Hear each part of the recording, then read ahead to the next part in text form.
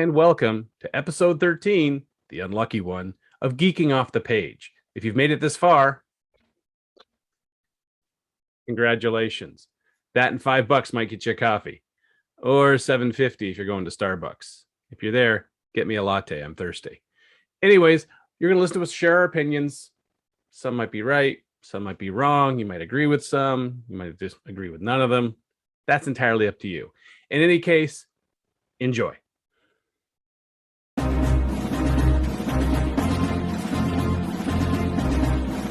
In a world overrun with an infinite amount of multiverses, originating from a plethora of sources, four longtime friends band together to try to make sense of it all and present it to an audience in an easy-to-digest podcast. This is Geeking Off the Page.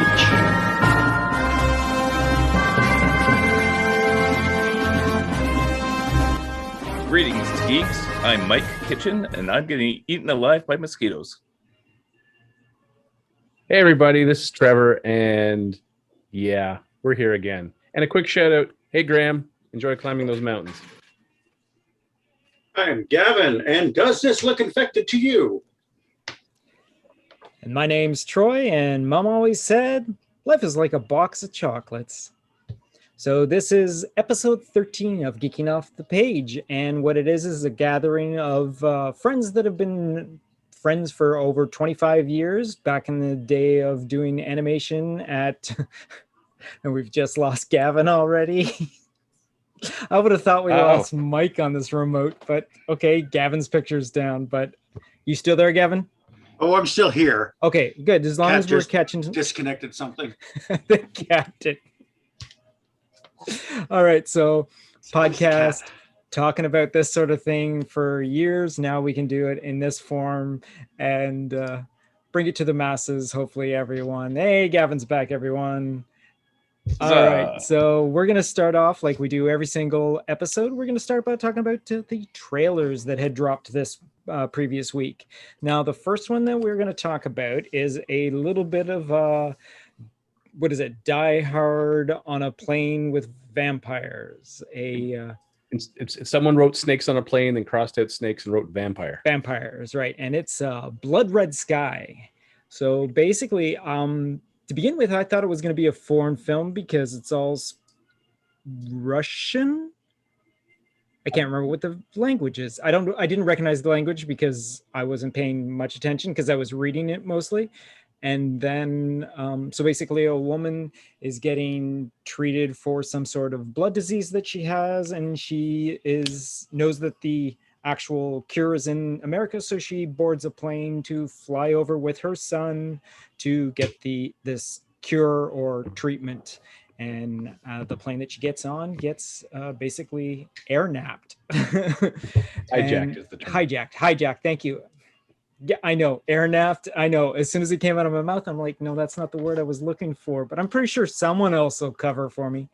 So what happens is the hijackers take over the plane and something goes wrong. And it turns out that this woman is a vampire and she's been fighting the urge, this bloodlust apparently that she has. And then she starts taking out the hijackers. It kind of looks like from the trailer she converts some of the other passengers into vampires or even ghouls of some sort. Exactly, and let them go after the hijackers. So I'm interested in seeing this is part of Netflix's 2021 plan. They have 71 original films, and their plan is to release a new film every week in 2021. Really? So when's this one? This I don't know what number this is, but yeah, I just remember reading like back at the start of 2021, Netflix had 71 original films, either made under their banner or co-produced by them, and to keep 2021 rolling along, every week it's a new film. So every week there's something new from Netflix, a Netflix production, and this one is set for July 23rd. So yeah, I think that's a great idea. I mean, so this is July 23rd. So the same, that's kind of weird because all the other trailers we're going to talk about are also being released on July 23rd. That's kind of no, there's but like for example, I just pulled up the list here. I mean, sometimes they did 2 in a single week, but yeah, Right. they're all different language, like different language films. Mm-hmm. So they're not all English. No, yeah. And yeah, it just keeps going and going and going and going, and it's like, my God, they have it right till October 1st is the last of the new films. Really? Yeah, and I mean, some are documentaries, but still, this Like is the Blood Red Skies. Blood Red Skies, Troll Hunters, Rise of the Titans, animated one that's coming out in July 21st. Right. So yeah, to me, that's awesome on their part. Because I mean, some of these films we'd probably never get a chance to see, and yeah, Right. We also got that horror trilogy coming to Netflix starting next week. I can't remember what it is. It's basically a continuing story that goes over 3 separate years. Like one takes place in the 80s, one takes place in the 60s, and then one takes place in like the 1600s or something like that. But it's all a connected story, storyline and all that. But other than that, that's so yeah, Netflix is basically, well, they've got to do this sort of thing to keep up with the fact that Disney Plus is biting at their heels. Disney's releasing just about every week and every Wednesday for their TV shows. Like the new Monsters Inc. is what, next Wednesday? Yep. Mm-hmm. So yeah, I mean, they've got to do something to keep their subscriber base. Yeah. Oh, here it is. It's called Fear Street. So it's a trilogy that takes place over, and each week a new movie is being released. So 3 weeks in a row will be a new movie of this trilogy. Part 1's 1994, Part 2 is 1978, Part 3 is 1666. Okay, at least I got the 1600s right. That's better to be right than wrong. Yeah, exactly. All right. So speaking of Netflix, the other big trailer that we got released, well, at least when it comes to our likings and all that, for especially animation, we got the full story trailer of Masters of the Universe Revelations Part 1. Like I said, is being released on Netflix on July 23rd.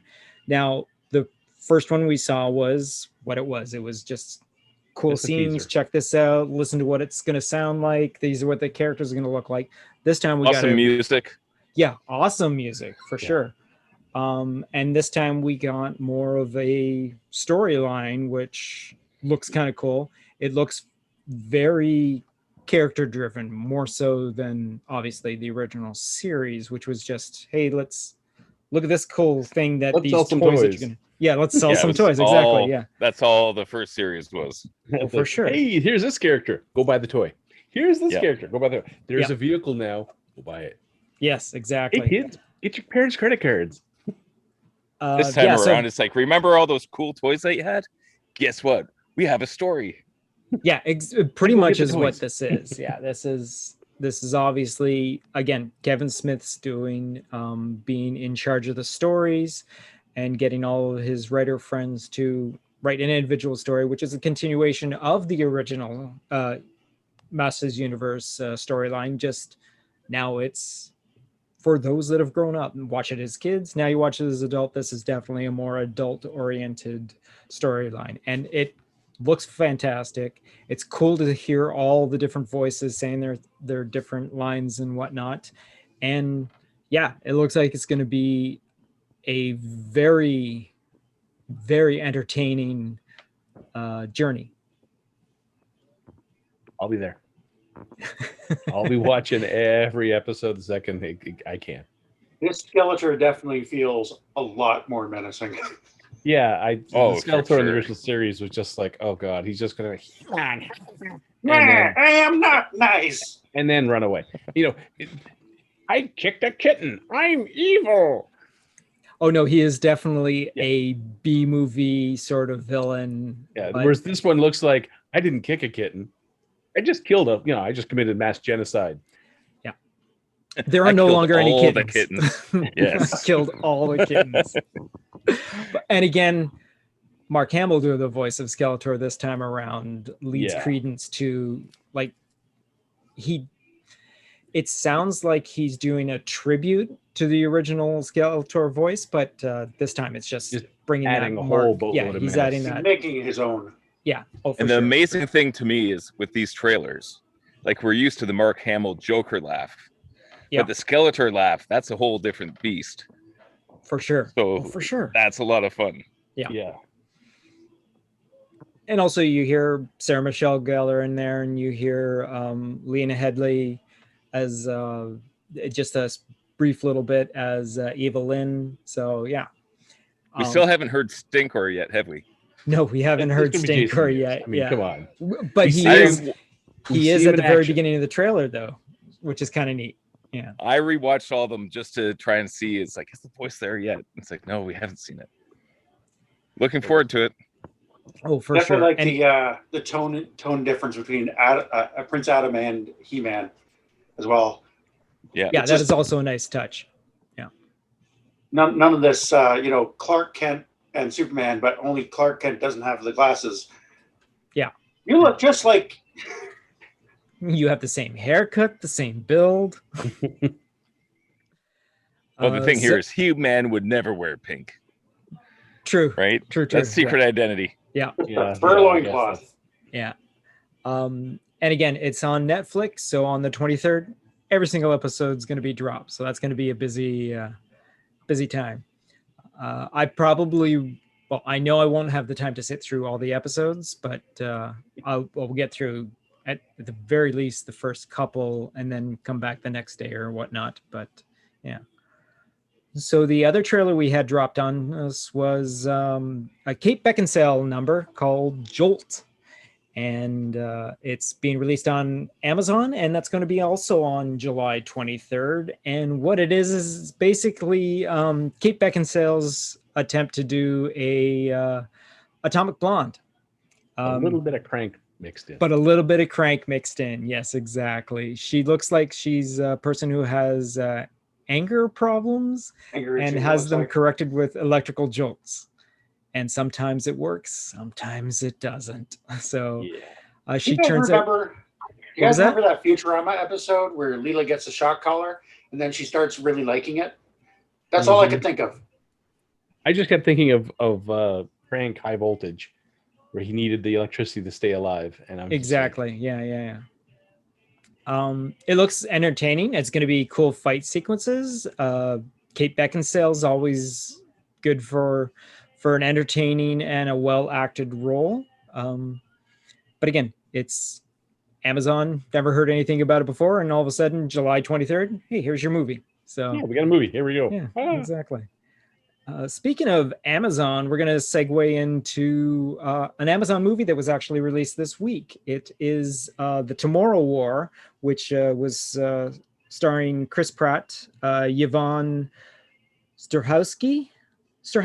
Hey, there it is. Strahovski, J.K. Simmons, Yvonne Strahovski, Gavin, from the show that you've been watching with Chuck. And we all know Chris Pratt and, of course, J.K. Simmons. If you don't know who J.K. Simmons is, get out of here. No, just crawl back under your rock. Pictures of Spider-Man. Yeah, just delete this download of this episode and just go on. So this movie is directed by Chris McKay, and prior to this, Chris McKay's directing credits include episodes of Robot Chicken, the Lego Movie, and Lego Batman. Now, he has had two other live action ones, but they're not nearly the scale that this is. So basically, this is 2 hours and 20 minutes long, released right onto Amazon. And it's the synopsis is: a family man is drafted to fight a future war where the fate of humanity relies on his ability to confront the past. So I know that I watched it. I enjoyed it. Trevor watched it. I don't think the other guys did, but you guys don't mind us spoiling on you, because you know what? This is a spoiler cast. I did not watch it. It is a spoiler cast. Yes. If there's anything that's really going to ruin it, I'll just mute you guys for a few minutes. All right. Okay. If you want to step out. Tell me how bad. No, just tell me how bad. Will it ruin the movie? Will I enjoy the movie if it's been spoiled? No. No. I don't think No. anything As I spoiled said, in this. this is a movie that I was glad to watch, and even gladder that I didn't pay to watch. That should be the tagline. The Tomorrow War. You'll watch it. You'll just be even happier you didn't pay to watch it. Let's be thankful you're getting your package shipped for free from Amazon. That's how you're paying for it. It's like, hey, and by the way, watching this means you're a Prime member, so you can get free shipping. All right, spoil away. That is what that means. Yeah. This movie, I like who did, Zach Dean was the writer. I have a feeling this movie was watched while watching a lot of other sci-fi time travel sort of movies, and a lot of cocktail napkins were used to quickly jot down notes. That's how this movie feels to me. I'll agree with that. It definitely doesn't have anything original. There's seen all this stuff before. There's nothing original. No, nothing. However, the way it is compiled together is kind of neat. It has a little bit of even like a tiny bit of Edge of Tomorrow. There's definitely Starship Troopers. There's Stargate. Yeah. Okay, I've got an important question for you guys before we go any further. Yeah. Okay. Mm-hmm. We've been watching Loki. Loki, as we all know, is like one of the ultimate time travel shows that's ever been created. This is not compare the two. This is not an ultimate time travel movie. Yeah. They do have an interesting idea that they can travel back and forth between two fixed points, and they describe it as like two rafts in a river. Time is a river that's moving, and they have two rafts, and you can jump between the two rafts, but those rafts are still moving. So if you're in the past and you jump to the future and you're there for X amount of time, when you jump back to the past, you're not jumping to like a second after you left. You're jumping, however much time has passed in the future back to that point. So if you spend 7 days in the future, when you come back, it's 7 days after you had jumped. What if you jumped into the water and got on the other raft? Like, can you leapfrog ahead and ahead? No, that's just it. It's because they all have technology. Yeah. No, they actually explain that. They actually have the fact that they're because they're like, well, why not just jump earlier in the war? And it's like, we can't because we didn't have the technology at that point. Or it didn't. Because basically this technology was built 30 years in the future after the invasion already started. So they didn't have the resources that they needed to be able to pull it. And they're not even 100% sure how it actually works. Yeah, they're like, it's being held together with gum and chicken wire. Yeah, chicken wire. That's a chicken wire. Yeah. That's a terrible raft. Yeah, I know. It's a raft held together with a piece of chewing gum. So they're going. Yeah. Oh, I got it. It's kind of like Windows Restore Point. You can't restore it past a point where you didn't make that restore. Exactly. It looks nice on the computer, but it doesn't actually work. That's right. That's good. That is it. Did they make that reference in the movie? No, but they should have for sure. Man, Amazon, you got to get Gavin as a script doctor. Yeah. But yeah, that's. I mean, I watched for very cheap, folks. I was just like, very cheap. I was thinking to myself, if I played a drinking game of taking a shot every time they reference a different movie, I'd have alcohol poisoning by minute 45. I'd be just like, by the time the movie's done, my corpse would just be exuding alcohol at that point. There is no flying DeLorean. There's no flying DeLorean. So well preserved. So well preserved. They did have autonomous drones that could fly and shoot, and I was like, well, those could be DeLorean. Well, no, I mean like a time traveling flying DeLorean. Yeah. They had an interesting take on some of the previous, homages that they were doing of like, you had to have this armband and that's what allowed people to jump back and forth. And they even allude to the fact that people jumping forward have to have already died in that intervening 30 years. So you don't jump forward and meet yourself going, oh, hey. So, yeah. Yeah, actually, that I think was probably the most interesting thing. They basically were selecting those that the information being let out is that not everyone was able to do this time jump. They only select people.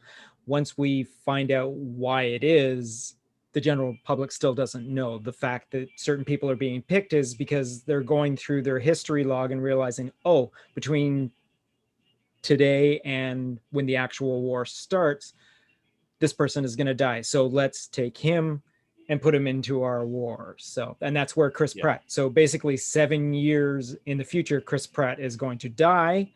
He's not told how, but he then goes 30 years into the future to try and fight this war. And 20% of the people are surviving. So, and they figured that within a couple of months, humanity is going to be wiped out.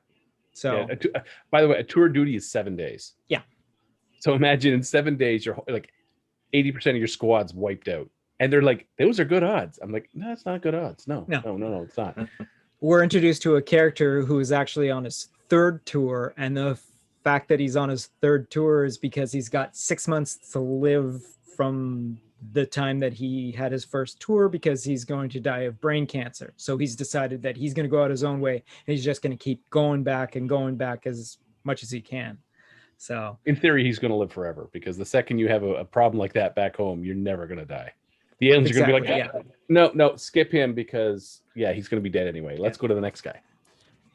So what was the coolest time travel thing that happened in the show? The miscalculation of the first jump. Yes. So you're supposed to, because they land masses can change. They're like, you're going to appear 10 feet above the ground. You'll land. You'll be fine. The first group appear about a couple hundred feet above a tall building. Yeah. Something goes wrong in the time transfer halfway through, and they get dropped out at a different point. Yeah. So only those who landed in the swimming pool at the top of this building survived. Everyone else did the full plunge. Yeah, they were supposed to land on a beach. They were supposed to land on a beach. They ended up dropping out 100 feet above Miami. So this whole entire squad drops 100 feet above a high rise. A high rise building, yeah. So there's they follow a couple of people as they hit a building and roll off, and you hear people screaming, and that's the 20% cutoff right there. Is exactly. Hitting the pool. Yeah. So whoever landed in the pool, there were even a couple of people that landed to the side of the pool and whatnot. It just legs. Yeah, exactly. And right away they're all like, okay, we have to go. We're going to firebomb the whole entire city. You have to get to where the research lab is to grab our research people that are working on a way to stop these white spikes, which you don't see until 50 minutes into the movie, which is kind of neat. It's very slow also. Yeah. I mean, the pacing, it did not this film could have really used a good edit. Yeah. It did not have probably would have cut it down to just over 95 minutes. And the fact that the last 45 minutes of the movie is a completely different movie. Oh, completely. It's like suddenly they're like, hey, we've hit all the science fiction time travel tropes. Yep. What's next? The Thing. Let's do a horror movie in The Thing. Yeah, exactly. That's exactly what it is. So what happens is they figure out, they get a toxin to be able to kill the female queen. They capture a female. Up to this point, all they've seen is males. Yes. Females, of course, bigger, more aggressive, harder to kill, harder to capture. And these things, the only vulnerable part on them is their bellies. And so their necks, under their neck. Let's send people to the future. Let's not give them armor-piercing rounds, because these things are armored on the back. So every time you shoot at them, they just kind of duck their heads and take all the bullets on the tops of their heads and backs. Yeah. Let's, just like Starship Troopers, hey, they're armored. Should we give them armor-piercing rounds? No. Let's just give them standard rounds and hope they can just burn through enough ammunition and eventually get a lucky shot. I will give them the fact that about 80% of the digital effects work really, really well. The live action actors working with the digital creatures is really good. There's one part where Chris Pratt uses an axe close up to one of these guys and spikes under his chin, but the thing's still moving around. So it's really well done. But sometimes the ragdoll physics sort of a little too ragdolly. Too ragdolly, yeah. But I found it entertaining. I hadn't realized that the time had passed, but upon reflection, it could have been chopped down. So what happens is, once they get the toxin, also it turns out that the colonel in charge of the whole entire progress is actually Chris Pratt's daughter grown up. So basically Yvonne Stravinsky plays Chris Pratt's daughter, but just grown up in the modern day. So she is regretful about involving him, because when she was like 12, he died, right? She starts off, she's like 6, I guess, in the movie, at the beginning of the movie. She's a there's this smart little girl. Yeah, there's this whole thing of where people who come back have a lot of PTSD and kind of detached. And so when he came back, he became a little bit more detached from his family and kind of drifted apart. And then he got into an accident and she never got to say goodbye. And she got to hear him die, though. That's cool. Yeah. So she has, regrets and all that other fun stuff. Yeah, it's.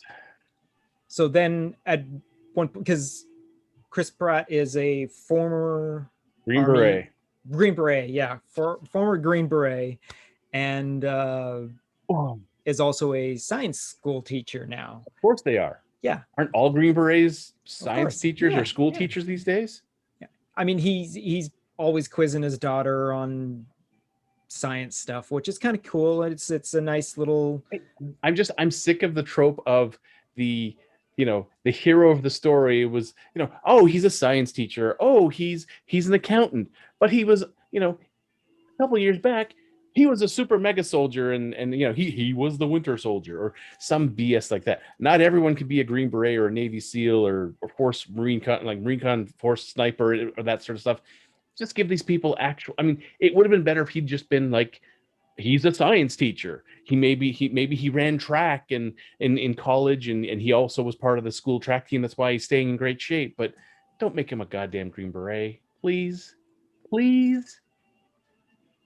So again, they also just take civilians. They take, because a lot of the what did they say? Like 70% of the civilian military Green cannot. Berets.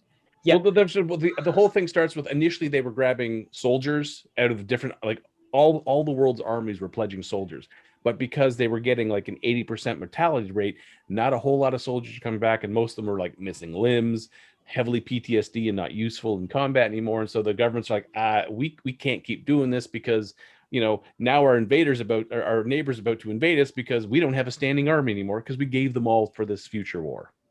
So that's when they said, all right, we're going to just start recruiting civilians, which is a point I think they could have made the ratchet up the tension more instead of just saying, oh, we're only going to grab one person per family. I would have liked to see them grab entire families. Yeah. They, we're grabbing this family. We're throwing you all in the future because we need bodies. We need bullet stoppers sort of thing. That would ratchet up the tension when you realize that, you're dropped there. And so it was like your brother, your sister, and your mom, and your dad. And so you're not just fighting you're fighting for the future. You get your whole family right behind you. Bring that tension up a lot more. So it kind of felt a little hollow in places. So Gavin, what do you think? Are you going to watch it? I think I'll probably watch it. I just might throw it on in the background or something while I'm doing something else. The creature design is kind of cool. Yes, they have a kind of a cool way that the creatures move and the way they fight. And it was a nice little twist on where they come from and when they come from and who these creatures really are. Yeah. So might as well spoil it because I'm not going to watch it. Where they come from? They're a bit of a Demigorgon, sort of. Okay. Yeah. The upside down.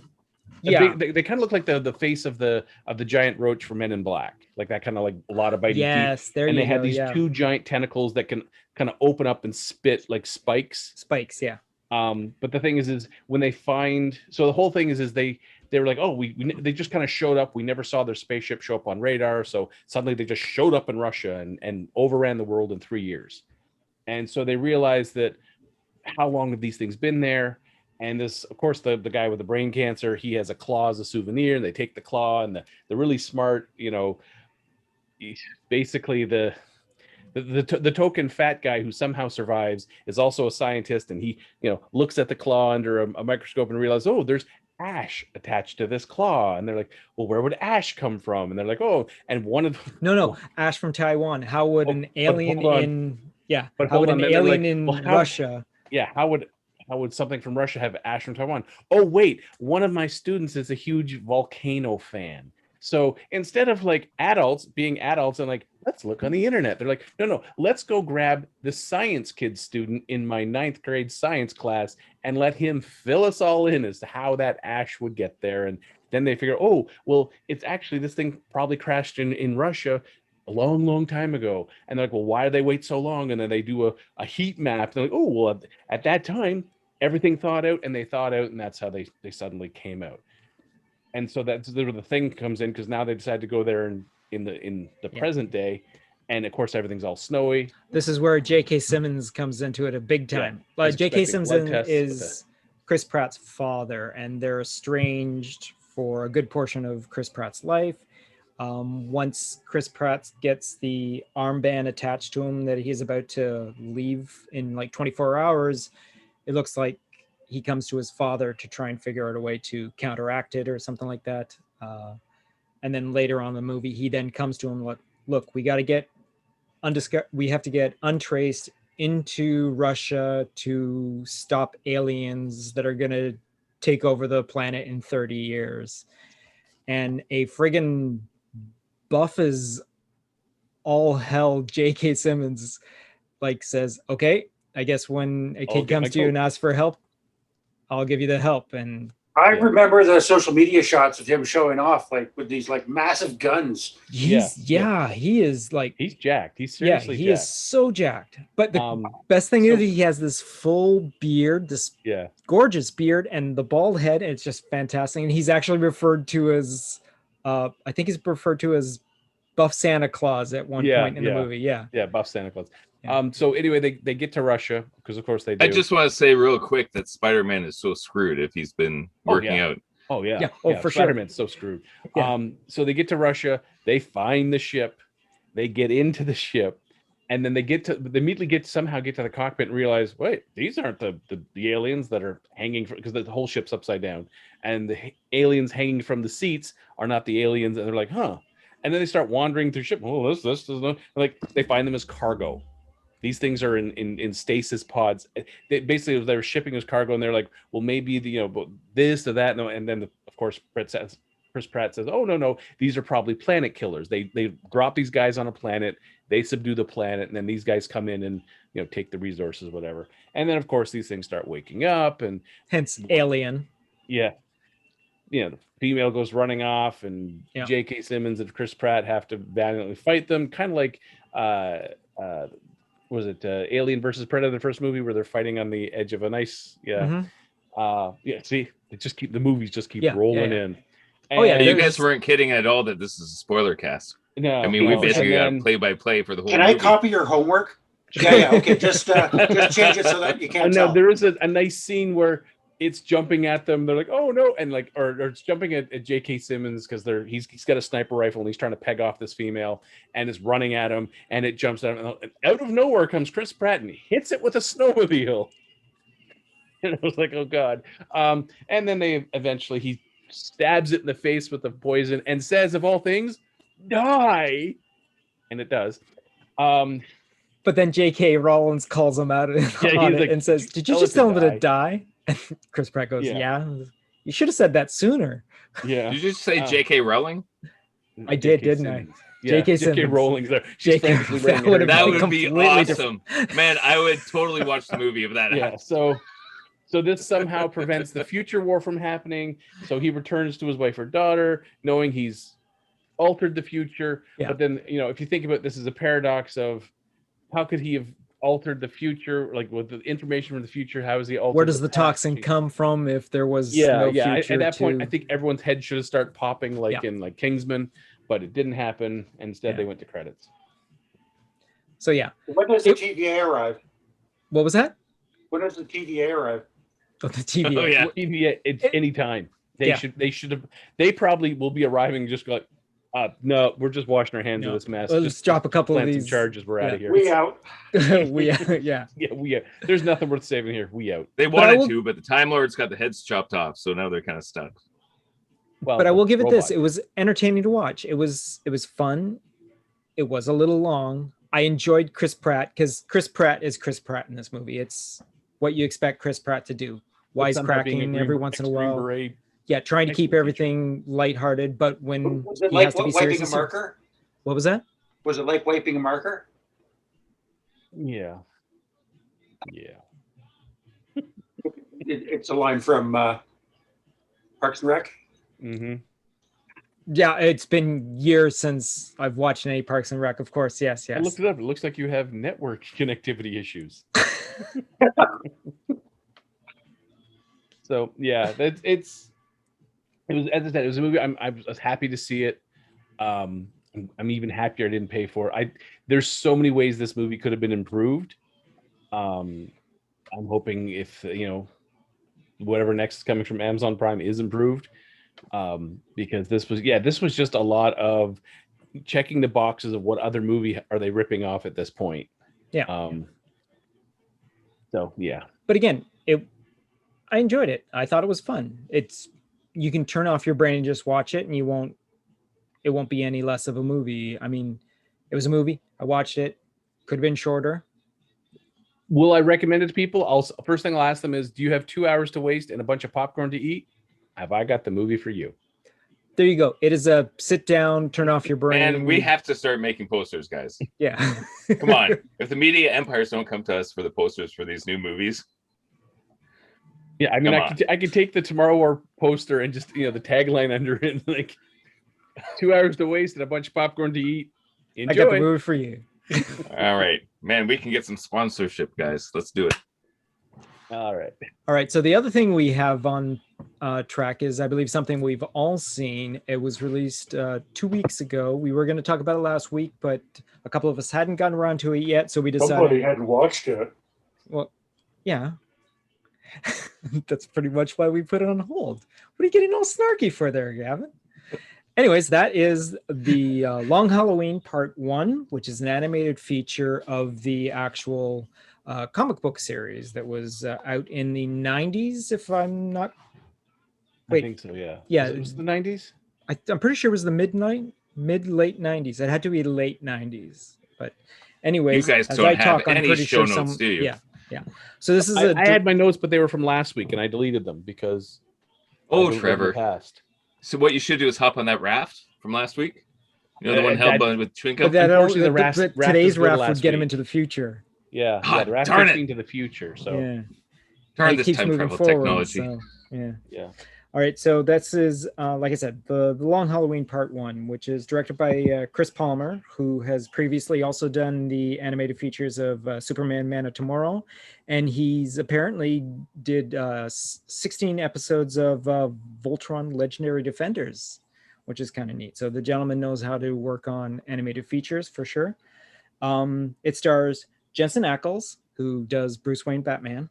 We're given Josh Duhamel, which is kind of neat to see Josh Duhamel already doing another superhero thing, doing Harvey Dent. We got Neya Rivera doing Catwoman, and we got Troy Baker doing the Joker. So and 1996. Thank you, Google. And 97. Thank you. Excellent. So like we had stated last week before we decided we were going to drop the subject, I watched this when it came out, the week that it came out, and I had mistakenly had it in my brain that this was the Hush story. And going into it, I'm like, I don't understand why this doesn't seem very familiar, but parts of it do, but this isn't how Hush goes. What's going on? And then I realized like 20 minutes into it, I'm like, I've got the wrong story in my head. I know how Rush goes. I sort of know how the Long Halloween went because, like I said, I probably flipped through someone's graphic novel version of it or trade paperback version of it or whatnot. But I'm just going to stay right of this beginning because I enjoyed this. This was really well done. The style was fantastic. You guys can go on about this, but I have to say something about the voice acting. But one thing real quick, just for the audio, I hear something's in the background. Yeah, I'm going to, you guys talk. I'm going to deal with that right now because I'm nowhere near a remote to turn off. Oh, wait, I am near a remote. It's on my phone. Look at that. Hey, technology. look at that. So what I want to say is when it comes to the voice acting, I think Jensen Ackles did his best Kevin Conroy impression. And Troy Baker did an amazing Mark Hamill impression of doing their respective voice characters. So Yeah, I totally agree with that. When the voices came on, it felt Yeah. like Batman the Animated Series. it totally did. And I mean, it's kind of cool because previously Jensen Ackles had already done the voice of Red Hood, right? Yeah. And which was also another fantastic animated feature. But that was that a Kevin Conroy Batman? I can't remember who did the. Anyways, that's really not what we're talking about here. So is that better? Can you hear in the background now? I cannot hear anything in the background now. There you go. Yeah, there we go. That's all it was. The TV was just up too loud. I thought it was low enough, but there we go. So yeah. So that's what the only just side note, it was Bruce Greenwood as Batman for that one. There you go. Right. Okay. And the other thing is Neya Rivera. It's unfortunately between the time of them recording this and all that has passed away. She was on the TV show Glee, the high school musical sort of show. She recently passed away, I think about last year or something like that. So that's why this is she has the, what is it, the devotion to her? Devoted or yeah, in memory of or whatever that is. Exactly. So you guys want to talk about this? Go right ahead, please. Dedicated to, yes. Yeah. I love this one. Just because to me, this is how you introduce Harvey Dent. This is how you introduce Two-Face. They did a kind of, just like in the comic, they did the slow burn, the slow setup. It's perfect. This is not Tommy Lee Jones as Two-Face. This isn't even like, Dark Knight Two-Face. This is a great way of setting it up. And I really enjoy, and again, the art style initially when the first couple of scenes, I'm like, are they going to be able to animate well with this level of detail and this kind of illustrated style? And they knocked it out of the park. They nailed it 100%. It was great to watch. I mean, I was just glued to the screen the whole time watching this. Voice acting was amazing. Credits rolled, and I'm like, no. When's the next one? And then you get to the mid-credit scene, and you're like, oh, this is gonna be great. And yeah, now I'm just like, can we get the next one next, please, anytime? Let's finish this off, please. Yeah. So, anyone else? And for myself, like we've talked about this in previous podcasts, but Batman is a character I always want to watch with my family, and I can't. There's the old Batman animated series, but aside from that, all the recent movies have been too dark and too violent. And it's such a great character to have three young boys that don't get to watch any new Batman things is just sad. So when this one came out, I just asked the family who wanted to be a part of it.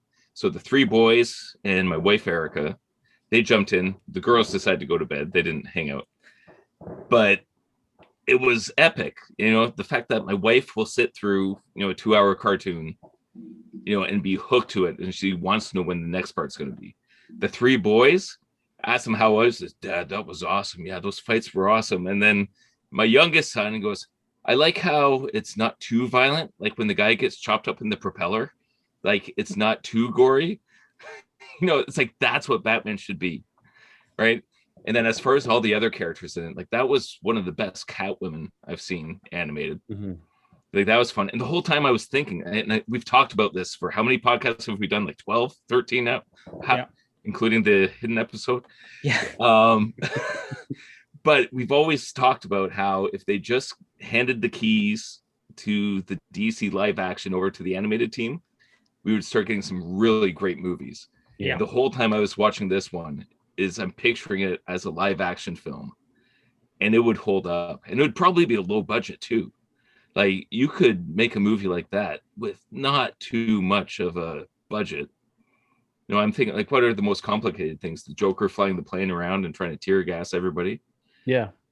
Mm-hmm. Like you would make some crazy profits if you handled this like a low budget film.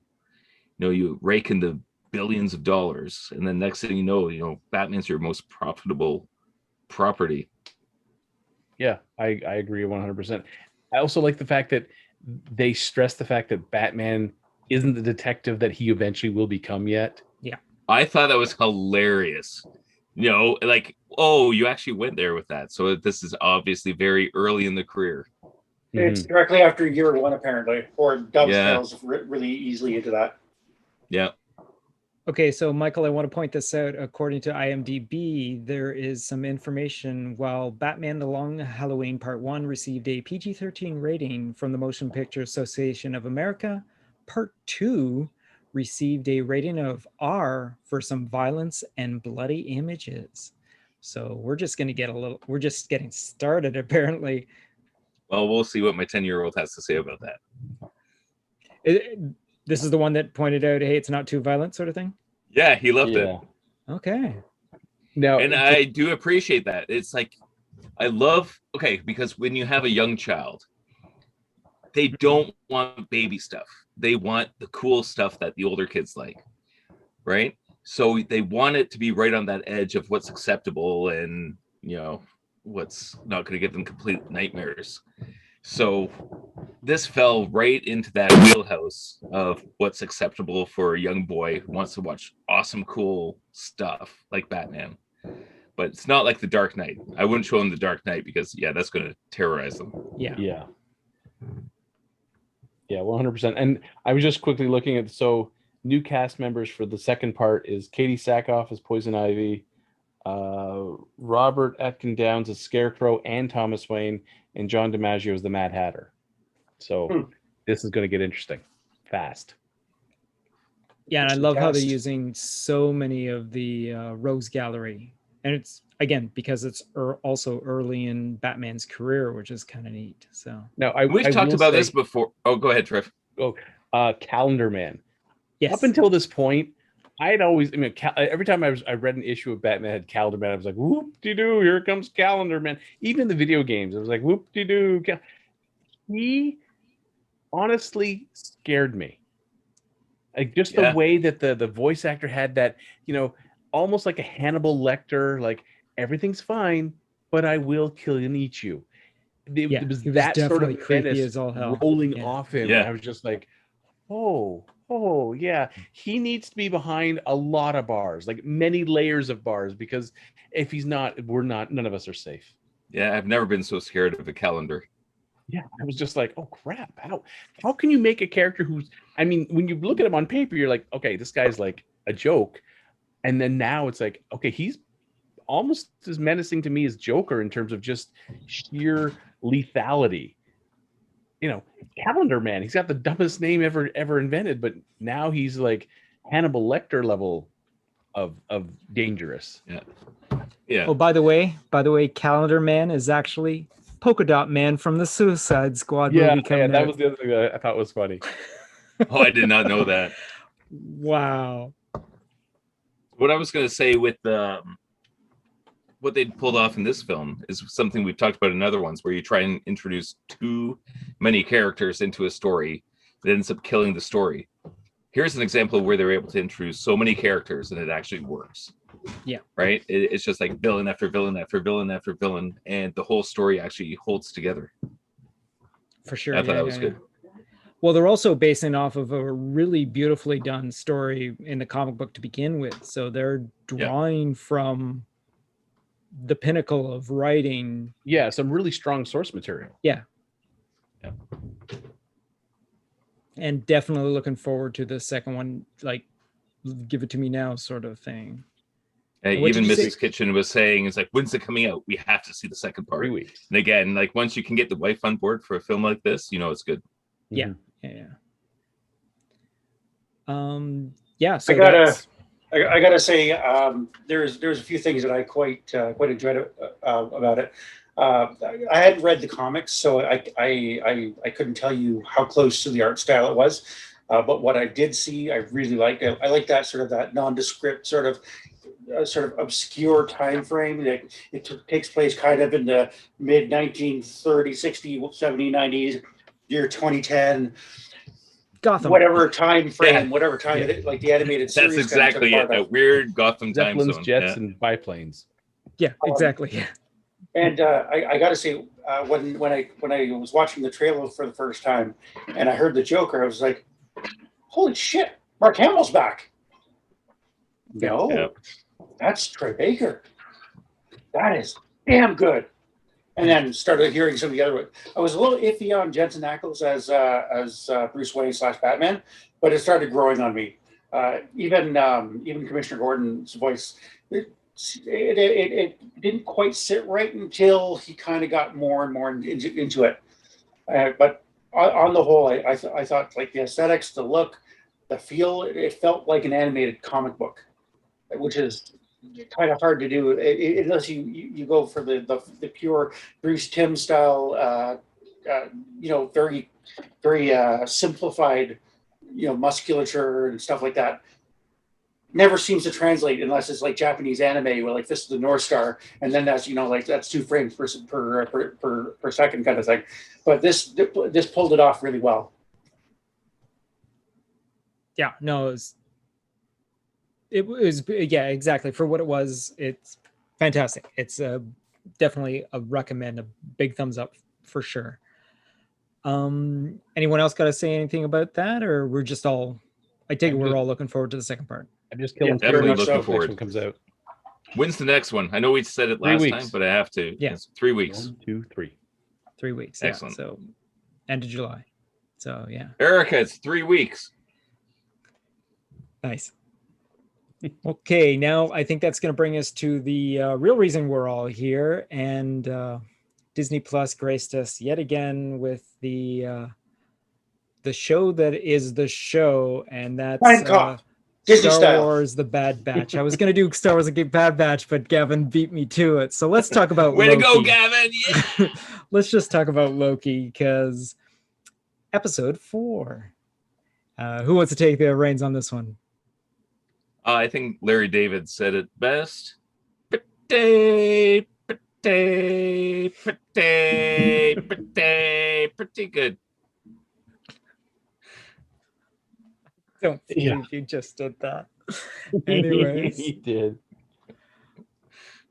so this was Pretty good. Yeah. This Yeah, it one was blew pretty me good. away. Yeah, it was pretty. Wow. Wow. Wow. We had a lot of revelations in this episode. Oh, We no, had they're a breakdance lot fighting. of zigs and zags. And do you think that it ruined our theories? Because we had a lot, like I was pretty sure that was Enchantress. It might still be, Might still but be. it definitely seems like Lady Loki. I think Seems it's like a we're going that way. combination of the two, actually. Mhm. With the this one was, we got to see a little bit more of what Sylvie was talking about with, everyone who works for the TVA are variants. Yes. And this was kind of like, the uprising at the palace. We had some people changing sides. Moby's changed sides, paid for it in a very dramatic fashion. Is he coming back? We don't know. I but it was think just he might be. we finally got to meet the 3 Time Lords, or the 3 lizards, who turned out to be nothing more than robots. Timekeepers, yeah. I think this sets up Kang to be the real 100%. Yeah. to be the real. Did you power. see? I got this from another thing on YouTube, but the A23 Yeah. on the Judge, right? The first appearance of all those characters in Avengers. Yeah. Mm-hmm. It's like, okay, that's a great Easter egg. But it was also, I mean, we saw that, that these guys are phony, and then we hit that final moment between the 2 Lokis. We're like, and then the Loki we've been following, he takes one of the shots to the back and gets dematerialized. He gets himself pruned. Yeah, gets pruned, and we're like, oh crap. And then we, and that's how episode ends right there. You're like, what?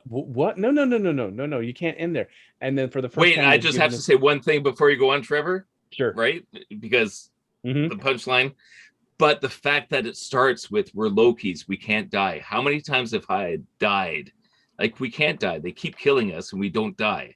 Exactly. And then go ahead. And then we hit the mid-credit scene where Loki wakes up, he's laying on the ground, and someone says, I can't remember the exact line of being gonna if you don't want to die, and then you can't lay there. And he turns and he sees classic Loki, which was amazing. Kid Loki, Crocodile Loki, and then Croaky. yeah, a croaky. That's I like that. And then I can't remember was it what did they call him in the credits? Boastful Loki. Yeah, both Right. Loki, who's standing there with what looks like a variation of Thor's hammer, which could have been in an alternate timeline where Thor has fallen and Loki has taken up the mantle of Thor. Now I was. But it also looks like it's made out of like a train track and a wrench or something crazy. Yeah. It's kind of, and I really enjoy the fact that Crocodile Loki immediately harkened me back to when Thor got turned into a frog. Yes. Because he's still wearing the little Loki crown. That's the best part. Because I'm sure when Loki shapeshifted into a horse and had another horse, I'm sure he wasn't wearing the horns. Because we were like, why is Loki in the field with the horses? I'm sure he kind of was better at his disguise than that. Unless it was part of the joke. It depends. Yeah, could be part of the joke. But yeah, there was let's see that image that you got. Yeah, so you got the four of them standing there, and over behind the classic Loki is the ruined Stark Tower. So we know we're in New York. We know we're in some unspecified either past or future, because this could be the result of the Chitauri winning from Avengers, or this could be in the far-flung future where everything's gone to hell. But this is where Loki is now, and he's got four other Lokis with him. Who knows who else is there? And so this whole pruning isn't being like dematerialized and gone forever. We're gonna find out where they went, where these unkillable Lokis have all gone. So yeah, I'm super looking forward to next Wednesday's episode. I think it's quite clear that all of the Lokis that have been pruned from the timeline are basically there somewhere. Yeah, they haven't been killed by whatever's threatening them. I'm looking at the image, and the classic Loki. I mean, that is such a comic accurate Loki from the early comic books, like the green and gold. But he's also got a woman's purse, so he's it has the suit has no pockets, so he's got to carry a purse. Yeah, and I love that the Marvel series is actually doing that with all these characters. They did that with the Scarlet Witch and Quicksilver. Yeah, and, they're starting to bring back these classic comic characters. It's always as a joke, but it's fun to see that in the live action. It's also Marvel Cinematic how Universe. Ridiculous those costumes look in real life. Like, yeah, I mean, yeah, cosplayer would wear that, and you'd be like, okay. But seeing it like if that was someone's regular costume, you'd be like, oh, just put some pants on, please. Stop putting the underwear on over the pants. Yeah, and I'm looking at the hammer, and yeah, that is very much it's kind of looks like jury rigged, but at the same time not. Like the handle kind of looks like a wrench, but then there's that little extra spike on the bottom. How come? Yeah. Seriously, how come? Move. So yeah, I am so ready. She was talking to you, Trevor, just so you know. All right. Okay. I'll bye. Yeah, I'm so ready for next week's episode. Oh yeah, for sure. Anyone else? So yeah, I love the fact that the timekeepers, we just have it automatically set to it. So closed caption is always on, because that one with the mustache, there's no way without the closed captions would I be able to make out what he was saying, because it was just a muddled. Yeah, exactly. It was Jamie from the what you call it, I just lost the name, the Mythbusters, the big walrus. Oh, Jamie from Mythbusters. Yeah, exactly. When I saw those characters, I was thinking, it's like, man, these effects are so bad. Like, what the heck happened? And then they got their heads chopped off. It's like, oh, that's genius. They're just bad robots. I'm thinking, oh, they're not going to do practical effects. They're doing digital, like computer generated characters. Oh, I guess. And then, oh, that explains why they look that way, is because they're androids to begin with. And yeah. I didn't realize the cheesy. Okay, all together now. Good night, folks. Oh, we're not there yet. No, not yet. Okay. All right. I was surprised that I was expecting that to be like a holdover for the end of the season, that we'd be introduced to the timekeepers. So since they introduced it in the midway through the fourth episode, I'm like, oh shit, what's going on now? I have no idea what's going on. Kang the And- Conqueror. Yeah, exactly. It's totally, as soon as it turned out, yeah, they chopped off one of its head and they all decided to collapse at the same time. It was just like, oh, this is After they laugh brilliant. about it, the other two are Yeah. laughing, and then they power down. So Yeah. what the hell is going on there? Yeah, exactly. I gotta say, I was definitely like when they started talking about the timekeepers and that they were just this mystical force that no one's really had an audience with them. I started getting some serious Wizard of Oz vibes. Mhm. Pay no attention to the man behind the curtain, and this is definitely starting to be like there's clearly a man behind the curtain that we haven't seen yet. Mhm. Yeah, and unlike the Tomorrow War, that was actually a good reference Yeah, to not only another- that, Wizard of Oz, but they were totally sitting up there like Bill and Ted's Excellent Adventure. In the That's future, the totally guys what with I the was guitar- thinking. I was expecting the music to be playing too, and then be excellent to yourselves. Yeah. Now, just as a quick side note, Kang the Conqueror has been cast in Ant-Man and the Wasp: Yep. Quantumania. Yes. Jonathan Majors. I am praying to God that if they're going to reveal him as the big bad in Loki, they get Jonathan Majors to do it, even if it's just a voiceover, just enough to keep tying these things together. You know what? If I remember correctly, he's confirmed that he's not in this. But knowing Marvel PR, Yep. you never know. Yeah, you never know. Oh yeah, no, it's all the time. But Yeah. at the very least, it'll probably be like the reveal of Thanos the very first time. How it was just Yeah. like that turn slightly to the camera profile shot, and that was it. Well, did you guys see they've redone the ending of WandaVision? Yeah. I put that link in there, but Yeah. for anyone who hasn't, they redid the last shot of WandaVision where we go to see Wanda scrolling through Darkhold. They changed the trees, they changed the music to be the Doctor Strange theme. Yeah. Yeah, so they're starting to tie these shows even tighter to the movies. Yeah, And because exactly. this is streaming, there's no physical media, they can make these changes and people can't say, oh, you can't do that. Who would say that anyway? But they can make these changes and kind of update things as they go, which is really awesome. So yeah. Oh they man, do imagine if something. George Lucas had this technology back in the 70s. Well, he tried it in the 90s. Yeah, that's true. That's how we got Han Solo stepping on Jabba the Hutt. Yep. Yeah. A bad Jabba the Hutt too. Way to go, George. That computer generated Jabba the first time around. And that weird thing of Han going, woo woo. Yep. Yeah, He's but that's my stepping- point. It's like we would have all these years to just keep fixing it. Like it's just, Yeah. by 2030 it would be perfect. Yeah. So how do you think the TVA was able to figure out that this is where the two Lokis were? What do you think it was between the two of them that alerted them to their? Oh, they created a nexus. Yeah. event. What is it they were doing? What do you think it was? I go back to Game of Thrones, like it's a Lannister effect. Okay, good. We're all on the same page. Then. We also got to look at Loki It's like, himself. whoa! Sorry, I woed over you. Go, Gavin. We also got to look at Loki himself.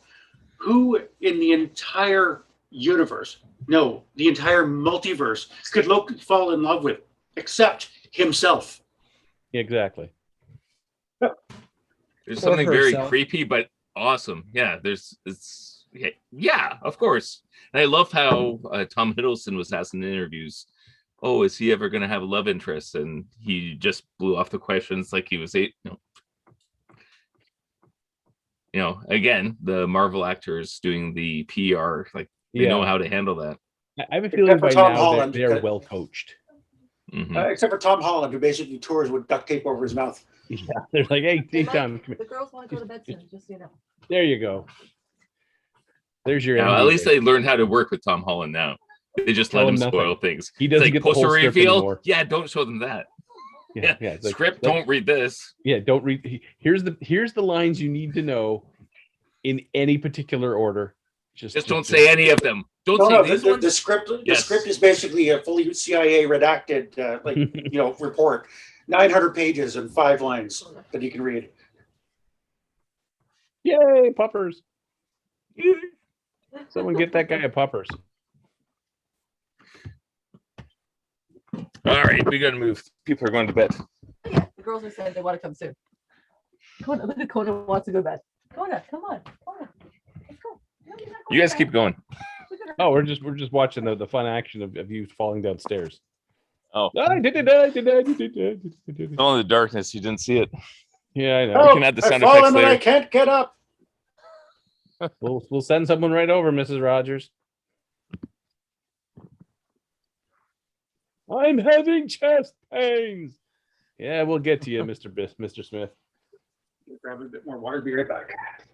Everyone's abandoning. I'm not. I'm staying here because I've been glued to the chair. It happens. Yeah, when you have 4 kids, it happens more than it should. Never intentionally.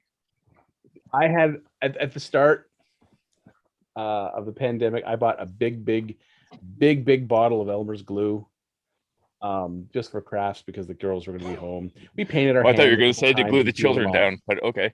And at one point, I found almost an empty bottle of Elmer's glue, and I'm like, huh. And the bathroom sink was full of glue.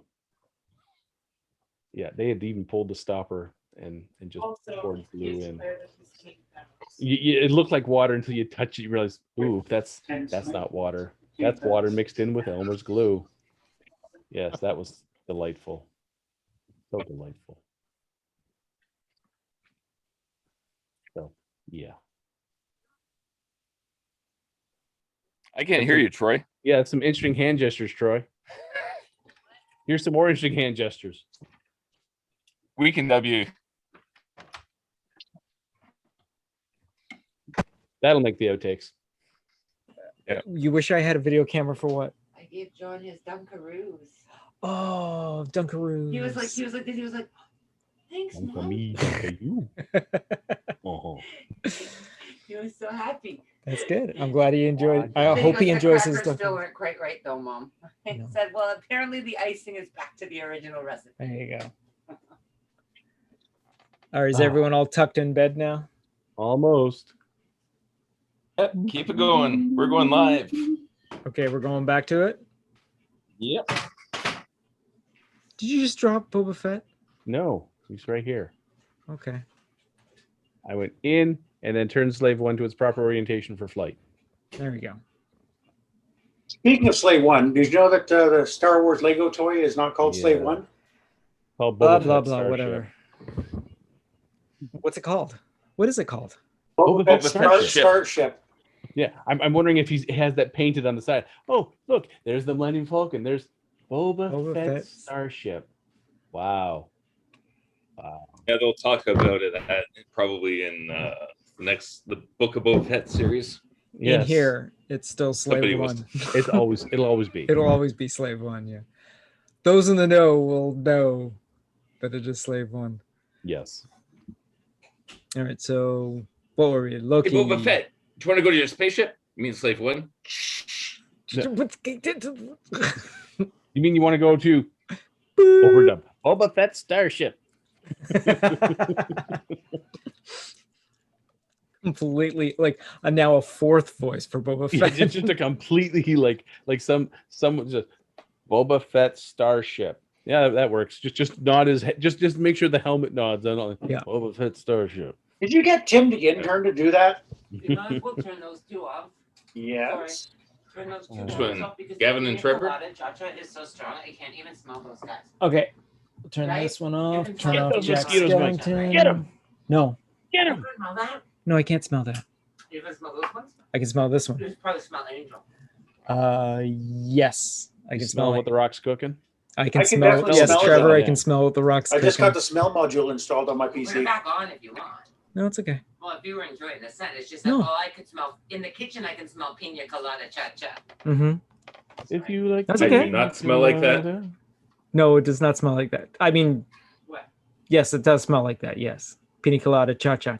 You can smell Cha-cha. the strippers too. Well, no, now that it's off, I can Yeah. smell it because these Yeah. other ones are still pretty strong. Yeah. She said the kitchen smells like that, and I guarantee I do not. Yeah, there's one in the kitchen. There's nothing in the kitchen.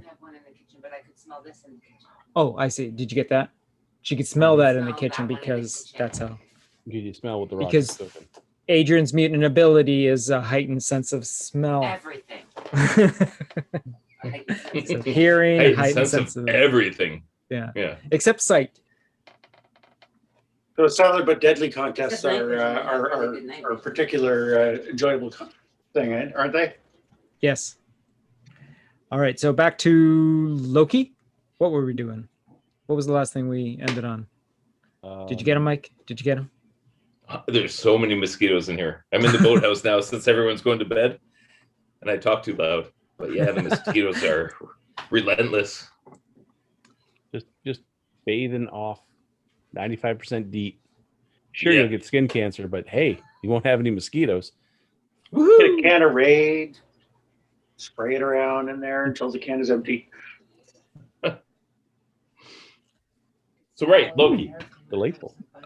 Okay, so when it comes to Loki continuing on, where do you think this is going to go? We've got 2 episodes left. That's all we have. We do know that there's going to be a second season, so Loki's going to get an army. I'm still waiting for the That's vote other- for the other Loki. side Loki's gonna doesn't get an have a army, that's Hulk. all. What was that? But Loki's going to get the other side doesn't have a Hulk, but they have an army of Lokis. You may have the TVA, but we have a Loki. All of them. What do you mean all of them? Okay, do you guys All remember of what them. Do you guys remember what the group around President Loki looks like? Is there a chance that they could also be Lokis, or are they just going to be, or are they more of a like a Mongolian wondering if- sort of? Yeah, my thought at this point, based on what we've seen, is I think that they're probably like in that apocalyptic universe, Right. and Loki is basically like the president of all the other Lokis and other anti-TVA members. Right. I mean, who knows what's going to happen, because this show keeps us, guessing and on our toes the whole way through, and keeps surprising us every single episode. Okay, But I'm so we're trying to saying, think how. Go ahead. go on. You were Is that where could that vote for Loki show up in the next 2 episodes? I'm thinking it has to be in that apocalyptic world, because he's got the ripped blazer on and he's got like a whole bunch of cyberpunk looking dudes behind him. I think he's going to meet himself either he's going to meet himself or he's going to take over that apocalyptic universe that he just got zapped into. okay. I like that. But we'll see next week. Yeah. I'm looking at a still of the image when they're all pointing the weapons at him. Yeah, exactly. None of them are really dressed as Lokis. Some of them are using like license plate armor. But I think this is going to happen next episode. This particular scene where, everyone starts pointing the weapons at him. I think this is where we're going to see it. Okay. I just wonder who's he facing? Who is he trying to appeal to? Yeah, because at that sequence, he's presenting himself as "haha, I'm here" sort of thing, and then all of a sudden his men turn on him, sort of. Yeah. So my question is, who is he addressing in this sequence? That's where it's going to get interesting. Another Loki? Another Loki, or another group of Lokis, or an army of people because now he's going to invade the TVA with this whole army of people. So I'm really looking forward to seeing how this all comes together. Now, are we thinking that everyone who gets pruned ends up in this disheveled Earth? I have a feeling this is almost like Sakaar, the garbage planet. Yeah, the garbage planet. So every person they've pruned ends up there. Okay, I'm good with that. So that means we'll run into Owen again, we'll run into Owen. But also, if this is out of the TVA purview, he's going to have full access to his magic. All the Lokis are going to have their magic. Oh, so I think that's going to be part of the, he might be the most powerful of the Lokis, or the most adept at his magic. I mean, maybe classic Loki might be better than him, but who knows? We'll have to wait and see. But I think this is coming from the very next episode. What if the pruning puts them in some sort of Ghostbusters containment unit within the TVA, which would mean he still doesn't have his powers? Then it's just whatever he can do with his, whatever It's his guile cunning. he can. Yeah, His cunning. And if he can make an army and figure out a way of reversing the pruning, and suddenly, if everyone they've pruned suddenly pops back into the TVA, and one shot, you're going to have complete anarchy as his forces are just taking down TVA agents left and right. So like the snap. Over. Yeah. So like a reverse of the snap. Exactly. That's one thing I was thinking about with this whole pruning thing is because that at this point, everybody is a variant that works for the TVA. Yeah. And they have to get there somewhere. Mm-hmm. So if you get pruned and come back, then you can be, mind wiped or whatever to become another agent. And I have a feeling that the Owen Wilson character, like with Mobius, he's been pruned probably a couple times. And I think that because like with the stains on the table and he doesn't remember doing that stuff. Yeah. I wonder if he's gotten himself pruned multiple times before this. And now he's got himself pruned again. And I'm pretty sure there was a scene in one of the trailers that we haven't seen yet of him, which makes me pretty sure he's going to come back. Well, if I'm not mistaken, the TVA Mobius is actually a clone, I believe, in the original comic. There's several Mobius. Is that right? Yeah, I'm pretty sure he's a clone. I think so, yeah. Oh, interesting. Yeah. I didn't know that. Okay, what was that? I think there's a monster in the boathouse with you there, Mike. Is this the light changing? I do want to say, walking. however, I'm loving the interaction between Tom Hiddleston and Sophia Martino. The two of them great. play beautifully off of each other, pretty much playing almost the exact same character. Well, now they're pretty much the exact same character. Before they were like button heads and completely different, but now that they're they now know that they're in the same boat, that they're working together beautifully. Yeah. So I'm really looking forward to seeing more of them working together. So, but she didn't get pruned, so she's still at the TVA. And yeah, so I mean, again, what the hell is going to happen? Only 2 episodes. I mean, we got less than 2 hours left of Loki, and then season 2. Yeah, season 2, which is going to be who knows when. I mean, we still have to get through. Yeah. So She-Hulk still. One thing I'm finding very, very fascinating is Marvel seems to be reclaiming a storyline that Rick and Morty stole. Oh, geez, the Council of Ricks. Yeah, is definitely. Yeah, I didn't actually think of that. Yes, a very Council of Ricks sort They of. had the Council of Reed Richards, right? Mm-hmm. So now that's just every Loki ever pruned is now in one place. So when you have that many scheming, cunning masterminds at manipulation, I feel like things are going to go very, very bad for the TVA. I was just thinking, actually, Gav, you just jogged a thought of mine of maybe who Loki is addressing is a council of Lokis. And those are all the guards. And he says something to the effect of, "We'll all take over." And that's when they all put their weapons on him. So he could be addressing a whole Council of Loki. a whole council, like, 20, 30, 40, 50, 100, 1,000 Lokis. And he's trying to convince them to follow him. And one of them gives the subtle nod and the guards stick their weapons at him. And he gives that cheeky grin. And That would be fun. Yeah. And I think of all of them so far, I think that's the cosplay I want to do, is the Loki for President cosplay. That seems to be the most elaborate yet not too overly done pleather. I'd love to do original Loki from the Avengers. That Loki I'd love to do, but that just way too much work. This one seems a lot more Crocodile Loki. Yeah, this seems a lot more closet play Loki. I can source all those things at Goodwill or something like that. Actually, I think I have like the green vest that I can do, and the headpiece is no problem. But yeah, so All right, next week's episode. Let's do it. I'll have the headpiece. I'll have the headpiece for next week. All right, so I'll be wearing the headpiece next week because it's the penultimate episode next week, which we're all looking forward to. All right, anything else to say about Loki? We're gonna move on. Anyone? No, it was good. Pretty We're good. good. It was definitely good. Yeah. All right, so we're going to move on to our next subject, which is going to be our box office showdown, which is round 10. And what it is we go to Box Office Mojo and we take their listings of the top 100 movies and their gross box office.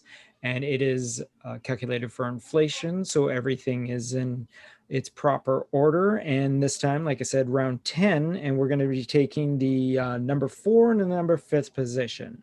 So the number 4 position, which on the list of 100 is actually in the 11th position, is 2015's Avengers Age of Ultron.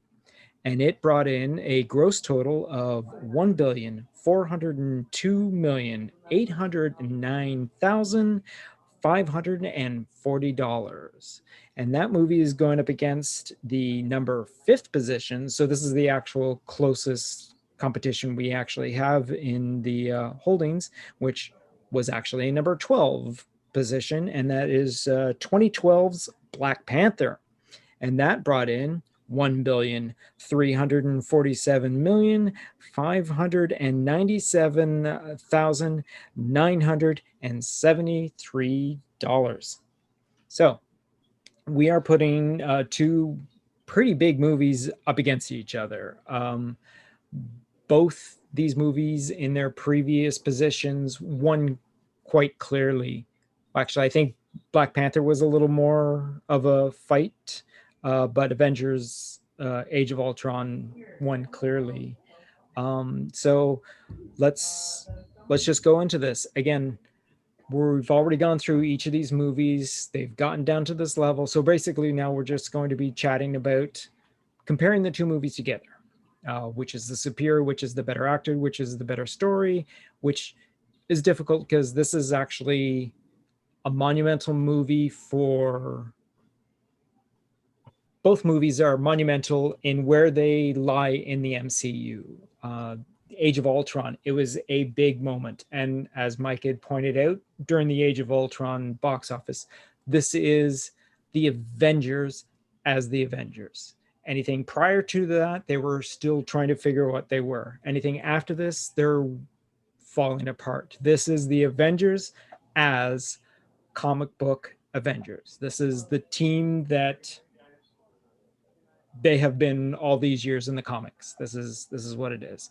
Going up against a monumental movie of Black Panther. And I'm just saying from the perspective of the culture that it brought about, the Wakandans and whatnot, introducing the world to something that you hadn't seen before in the Marvel Universe. It's been hinted at. We got a preview of Black Panther previous movies, but now it's central for the Wakandans and again, the representation of the actors and the writers and the directors. It's a phenomenal step for the Marvel Universe to accomplish. And there you go. So what do you guys think? Without Avengers Age of Ultron, Black Panther wouldn't have had the introduction it got. Because it was Age of Ultron where we were introduced to Andy Serkis's character of the Claw. We were introduced to vibranium as the metal it is, and he talked about the fact that where he got this, and the vibranium is what basically gave us Vision, because that was to be Ultron's new body.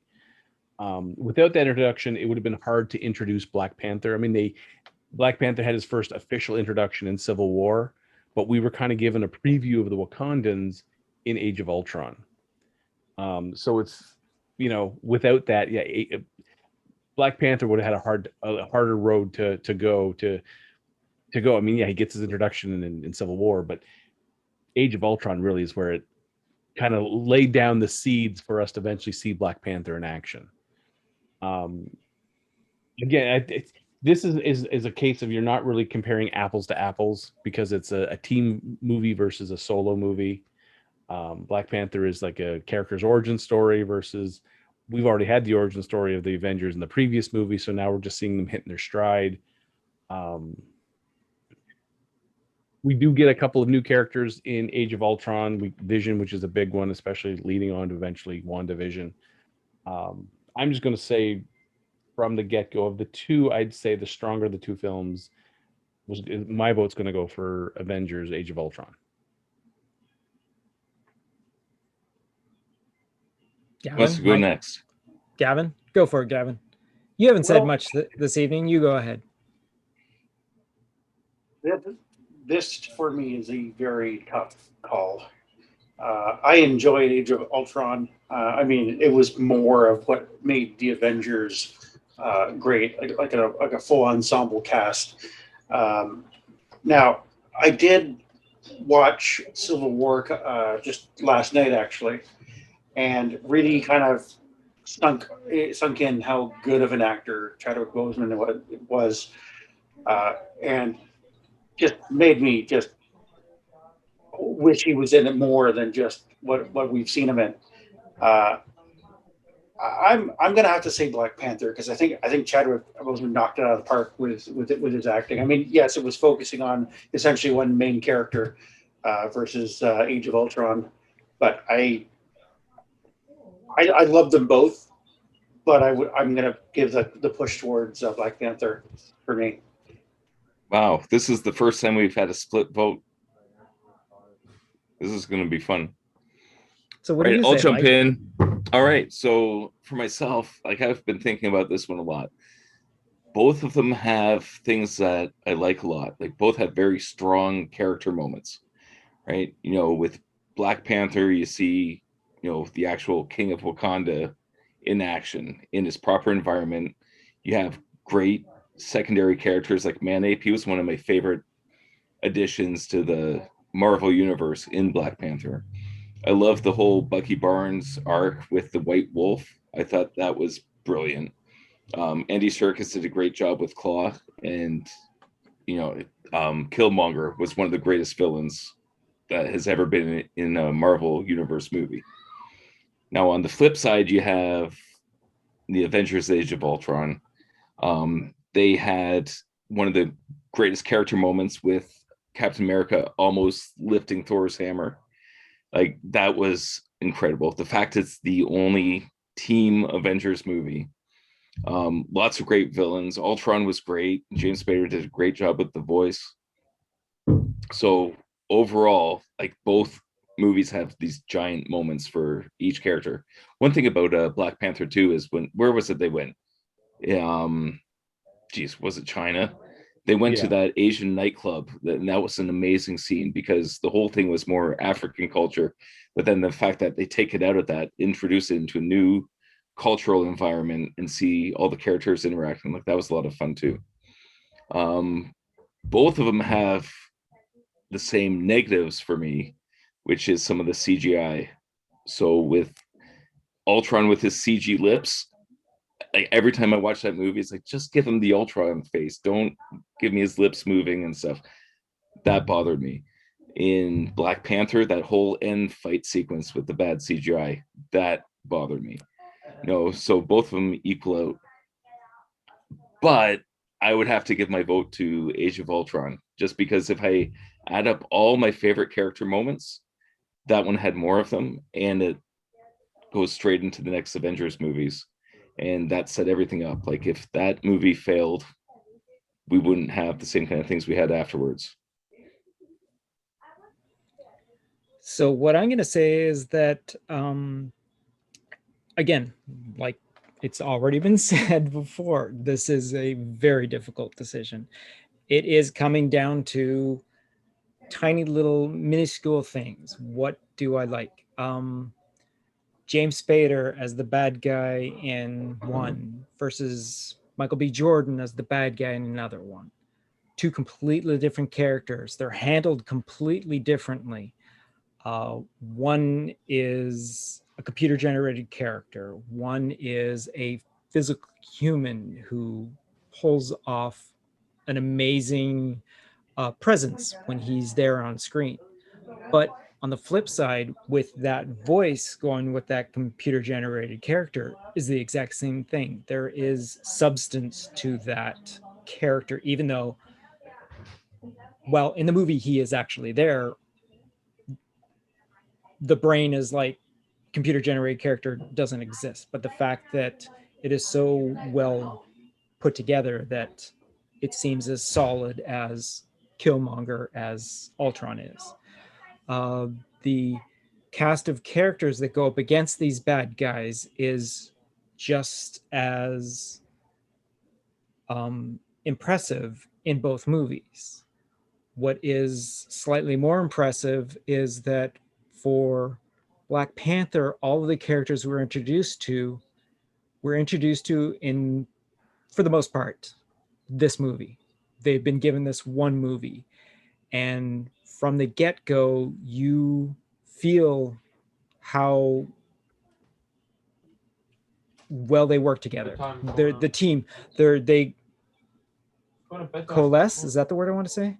They work together well. They look like they've been together as a team. They rely on each other. Their banter doesn't seem put on. It seems natural. It seems flowing. They're working together in missions and whatnot is beautifully done. We're also given background characters. We have flashback in this. We're given the origins of a couple of the characters, of what they were in their youth, what they're now in their present day. And then in the Avengers, we have the working together as a team. We've watched them get to this point. They're at their pinnacle of this team that work together well. Everyone's giving out instructions and everyone's following them, and they work so beautifully together. We're also introduced to new characters here, which, as stated before, we have Vision, we have Wanda, we have Petro. We have Petro. Silver. Yeah. So it's difficult to say which I feel is better. Yes, Mike, the Ultron mouth. It should have just been a laughing skeleton, just the jaw move up and down. Don't give it all that extra bit. Yes, the terrible CGI of the final fight sequence.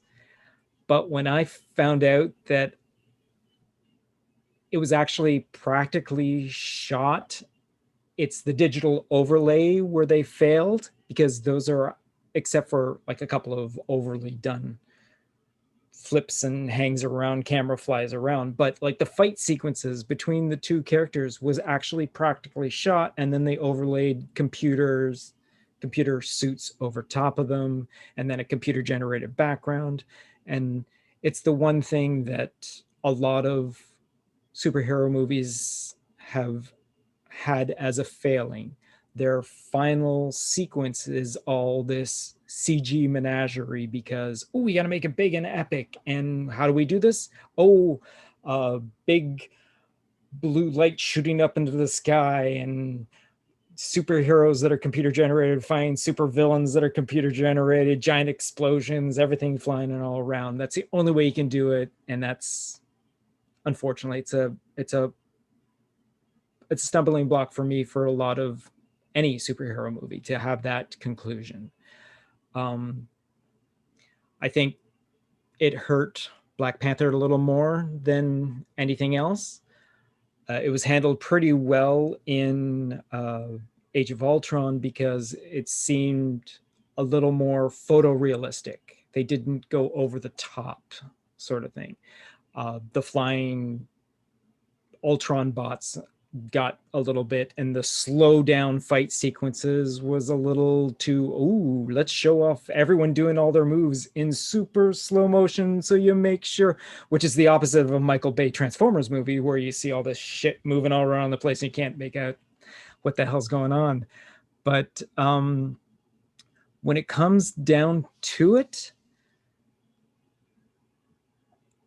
and by a very marginal thing, I'm going to have to go with Age of Ultron, because again, what is set up in Age of Ultron, if it didn't work in Age of Ultron, we couldn't have gotten to the Black Panther that we had. If Age of Ultron was a Thor 2, I don't think anyone would have been enjoying anything from that point on as much as it has. And again, we are talking like razor thin difference between the two. They're two completely different types of movies. They're two completely different looks. They're handled completely differently, but it's that one little thing about this is what we need to move on. And that's what, so yeah. I just love the fact that this one had a split vote. Yeah, Like, me too. That shows how like close that. it is. I was thinking about it as you guys were talking. Both Killmonger and Ultron had the same goal, to make the world a better place. For sure. And I was thinking about it as you guys were talking. I was like, so Killmonger his goal was basically he was going to arm those who didn't have arms, and basically take back, and he was going to make a world a better place through a crap ton of violence, whereas Ultron was going to make that armor around the world, but to be that armor around the world, he had to get rid of anyone who would fight against him, who'd make that harder. So he had to get rid of the Avengers. So to me, part of the deep down psychology of you're trying to make the world a better place, what is your methodology to get there? Killmonger with the advanced Wakandan weaponry at some point could have failed. He sent forces, take on an army, and failed. And then that's a whole, that army then gets all those weapons, and how do you fight them back? Oh, Troy. So that's where I think his plan had a good chance of failure. Ultron's, once he took over the internet, got rid of the Avengers, who was his biggest threat, from that point on, him securing the world was far more possible. And his plan to use Sokovia as an extinction level event, once he cleanses the world of humans, takes over. That's it. It's done. Once he got Sokovia high enough, once he dropped it, that was going to be an ELE, and very few people would have survived.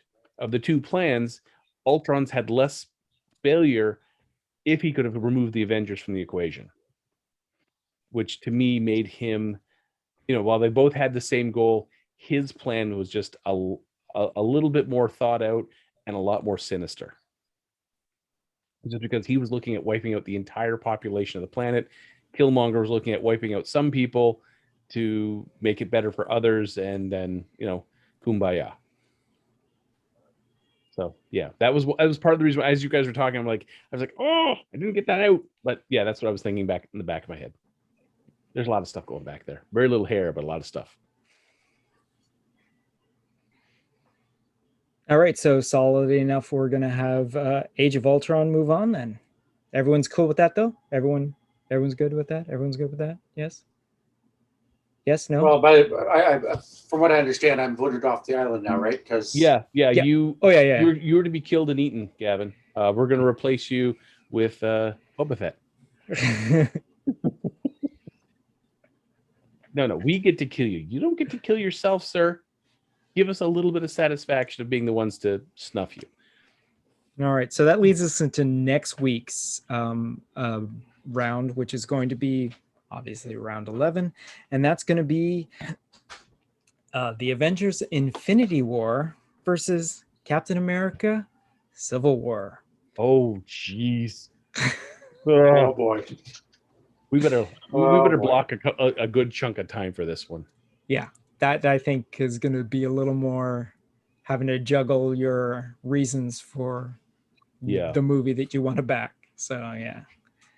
All right. So on that note, I think we're going to be finishing up this particular episode. And as as far as I think, there's no one else that has anything else they want to throw together at the last second. Anyone? Not that I know of. Not that I know All of. good. I'm right, just going to give just- a quick shout out again to Graham. If you've gotten this far, good listening. Just give me one thing. I'm just going to go in and check our messages, see if there's any messages. Good job, Graham. All right, let's see. Oh, sure. Go Now over Mike's going to be here. your favorite. Isn't Mike always everyone's favorite? He's my wife's favorite.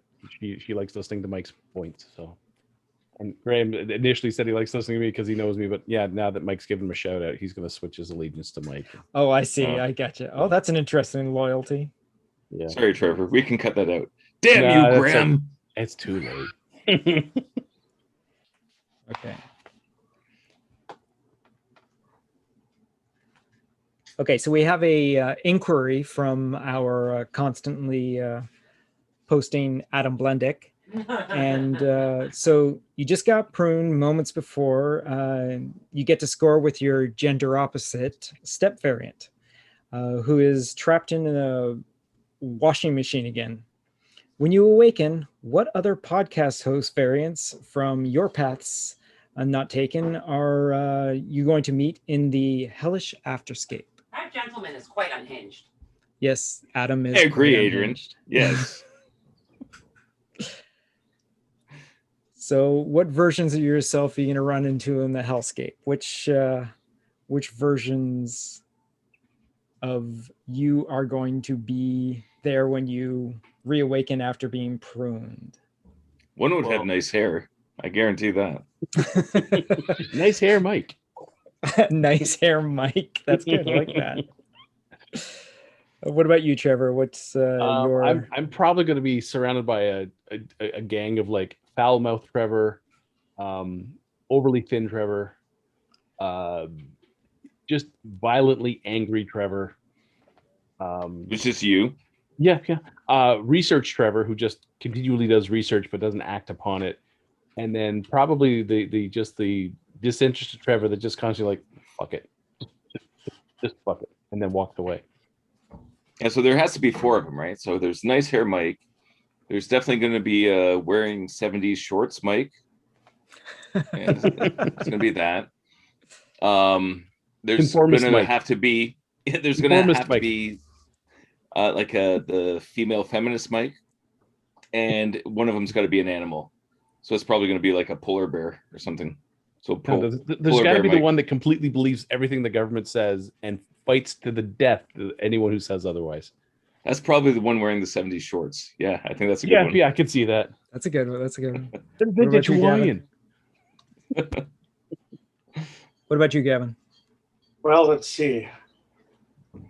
What 3 versions of you plus an animal? Let's do it that way. All right. Guaranteed, there'll be a Jewish Gavin. Like one I raised as a Jewish kid. Right. Yeah. All right. Okay. Oh, it's going to be funny like Mel Brooks. I like that Gavin already. Okay. There'll be a. You get that, Gavin? Yeah, too bad we didn't have that guy. Hey, actually, can we get that guy? Seeing Gavin's been voted off, can we get that other Gavin here? Next week. Hey. So there'll be a francophone Gavin, basically Quebecois. Zut alors, eh? He's still cheering for the Canadians. Okay. Well, who else would be there? Ruling Gavin. That's me.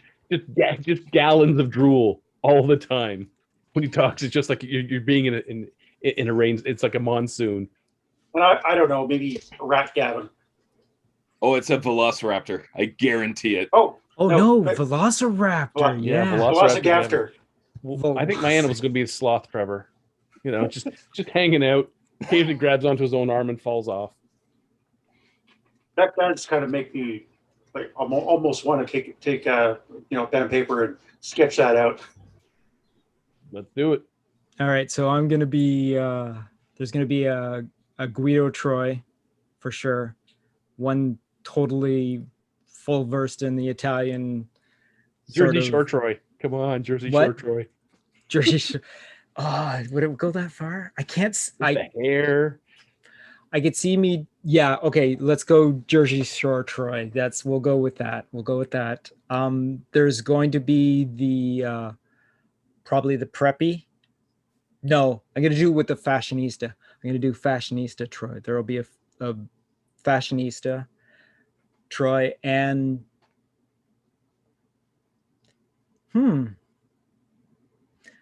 wow, what else? Wow.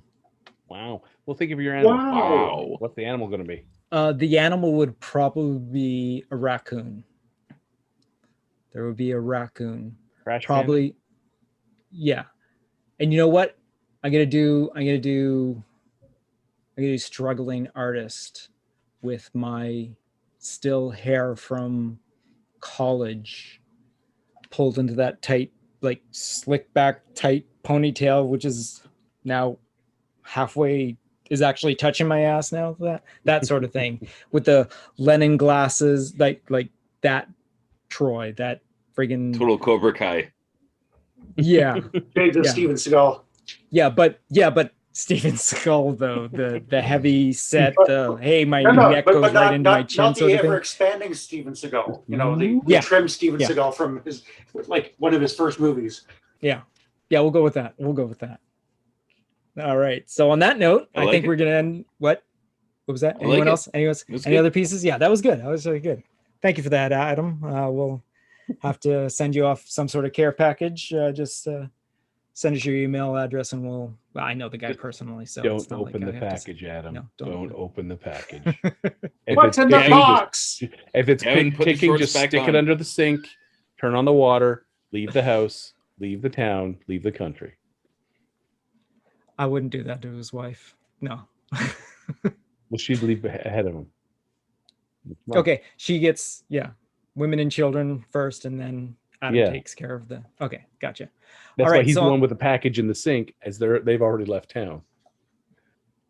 Good idea. On the time skip raft. Mm-hmm. There you go. Just traveling at the same time.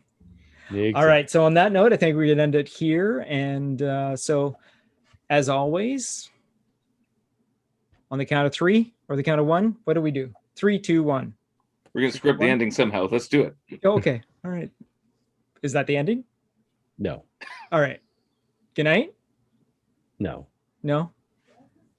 Oh, we actually are going to do a countdown. Okay. But so what are we saying? Collective. What we goodbye. always say. Oh, collective. I've never said it. I know. Let's We do it. know. All right. And Give it a in try. 3, 2, 1. Collective Collective goodbye. Goodbye. There you go. All right. Well, we'll get there eventually. Maybe by episode 100, it'll all be in sync. It'll be collective goodbye. Yeah, we're a rescue quartet. All but on the we'll same get there. note. We're a barbershop quartet that never worked in a barbershop, and we're not much of a quartet. Nor can we sing. Hence the never. Good night, folks. Really. Good night, folks. All right. Talk to everyone later. All right. Bye. You have just been listening to Geeking Off the Page with your hosts, Mike Kitchen, Gavin Burbage, Trevor Brown, and Troy Bowman. Please be sure to like, subscribe, and share. Also, if you could leave us a rating and comment, that would assist in allowing others to find this podcast more easily.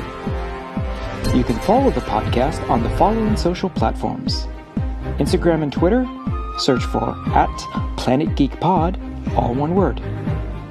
On Facebook, search for Planet Geek Productions.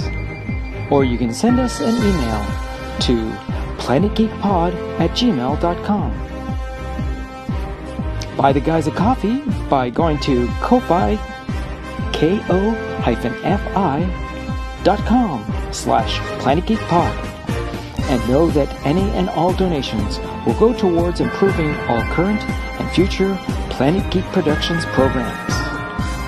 Thank you for listening.